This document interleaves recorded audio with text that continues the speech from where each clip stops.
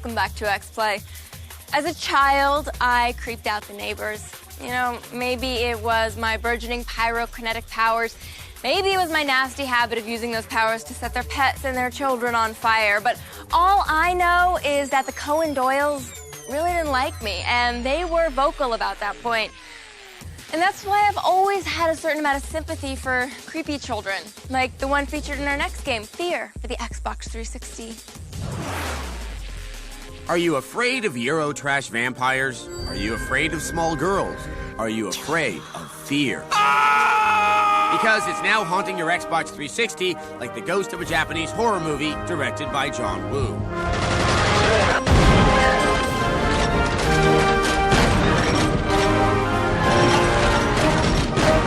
When something goes down that is both violent and supernatural, who are you gonna call? The agents of First Encounter Assault Recon.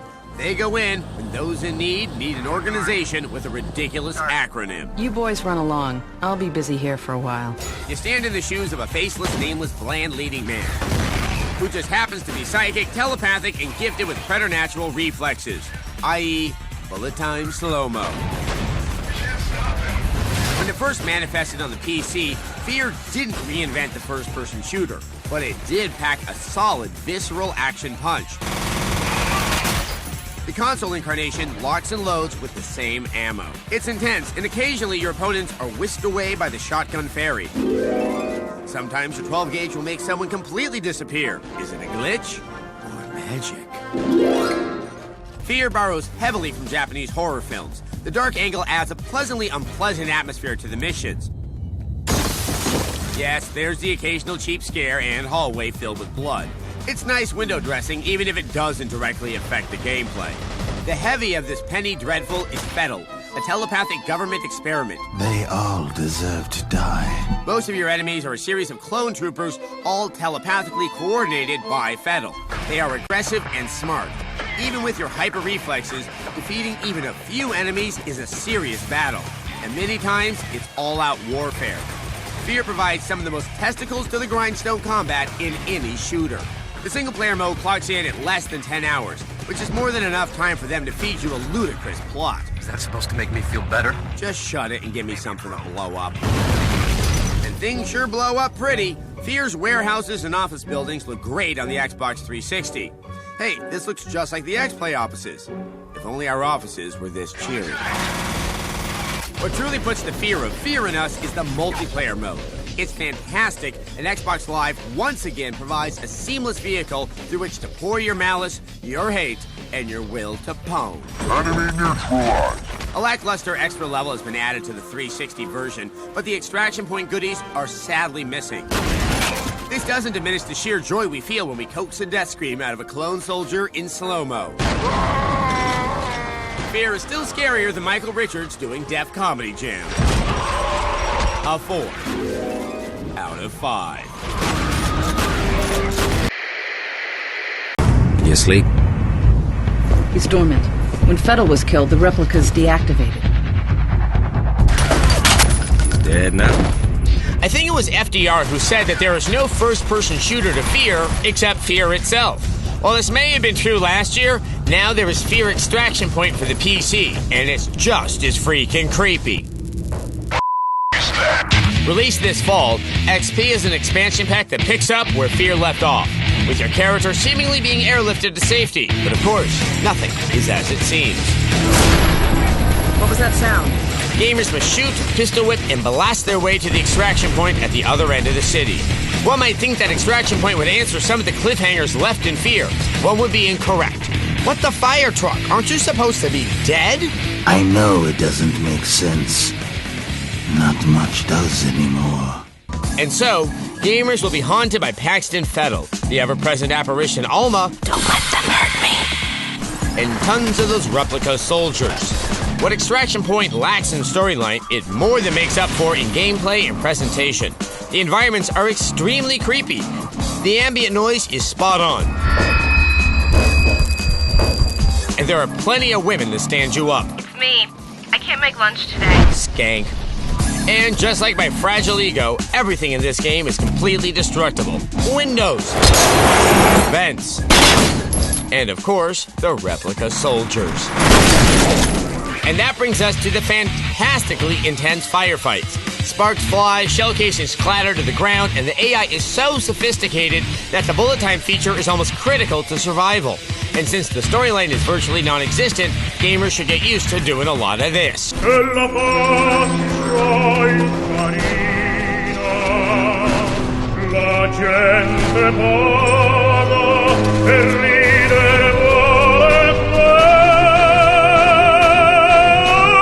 I'll give you a moment to catch your breath. Although most of the campaign is spent flying solo, there are some collaborative elements with the surviving members of your team. You make a pretty good team out here. We sure do, big guy. Is it okay if I call you Human Shield? I've got a bad feeling about this. Well, go on and check it out, Human Shield. I'm not exactly burning with curiosity about what's on the other side, are you? Well, I feel better if you investigated, Human Shield. Uh-oh, not good. I'm sure gonna miss that Human Shield. Now, the campaign is a little short, but with the intense gameplay and presentation, I guarantee that your adrenaline will be pumping the entire time. In the end, we get F.E.A.R extraction point for Human Shields out of 5. You unlocked a cheat. Bonus stage. Just when you thought it was safe to open your eyes, F.E.A.R returns to haunt your first-person shooter nightmares with its latest expansion, Extraction Point. Extraction Point picks up after your escape helicopter has crashed. You killed me. I didn't like that. The objective is simple. Try to get out of the area alive. Easy enough, huh? Not so much. The F.E.A.R franchise is known for its array of waking nightmares, and Extraction Point is no exception. And try to keep your lunch down as you make your way. These waking nightmares are all scary, but there are only a few that can actually cause you real damage. Like the Guardians, for example. When you see one of these freaky floating monsters, just keep shooting. The replica soldiers are back in force with some new additions to their ranks. The Elite proved to be tough customers with faster reflexes, heavier armor, and better accuracy. You'll know them by their eerie white faces. The best strategy? Keep shooting! The best method for taking out these pesky enemies is to hit them and hit them hard before they even know you're there. Next up, and by far the worst, are the invisible ghouls. These creepy little abominations take after the stealth soldiers from the first installation of F.E.A.R. Be careful though, they can inflict a lot more damage, and they don't always play fair. It's best to pay very close attention to your surroundings. You'll know them when you see their glowing red eyes streaking across the dark room. They don't carry any weapons, so they have to get close to do damage. When the ghouls go in for the kill, hit them point blank with the shotgun. That should make them think twice before messing with you. Deep in the recesses of the parking garage, you'll encounter the Stage 2 battle mechs, which are simply larger versions of the ones you fight earlier in the game. They can be tough customers, but if you stick to your trusty multi-missile launcher and your proximity mines, you should prevail. For maximum effect, try to attack them from a distance. If you don't, well, I can't guarantee your safety. What would an expansion pack be without new weapons? F.E.A.R Extraction Point delivers. The turret mines are very in crowded situations. To deploy them, simply throw them like you would any normal grenade. When the mine hits a surface, it will attach and arm itself. Sit back, relax, and let the turret mine do the work for you. The laser carbine will make barbecue out of anything that stands in its path. Remember to be as accurate as possible when using this weapon to maximize damage. It's very powerful, but won't last long. Don't hold down the trigger for long periods of time. Short, controlled bursts are the most effective way to fry your enemies.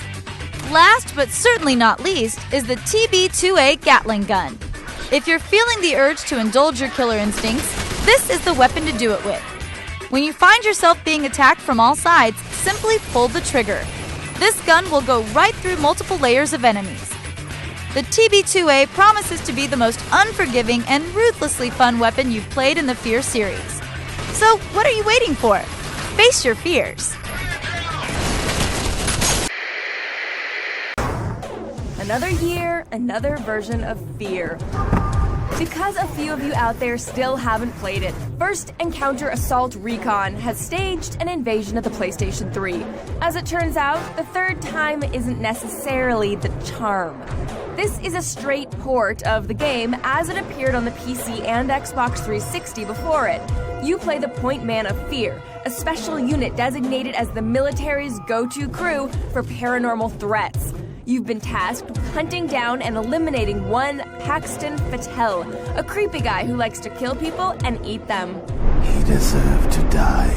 They all deserve to die. To do this, you're provided with an arsenal of pistols, machine guns, and grenades. And just to make the enemy soldiers you're up against feel extra inferior, you can slow time down and move faster than any normal human. Not exactly sporting, but it makes for compelling gameplay. The physics in F.E.A.R make every gunfight unique and exciting. Enemies behave fairly intelligently, and nothing unfolds the same way twice. Along the way, you'll encounter inexplicable phantoms and creepy horror sequences. Trouble is, while F.E.A.R was a beautiful and unsettling game on the PC, and to a lesser degree on the 360, the PS3 version just doesn't hold up against its older brothers.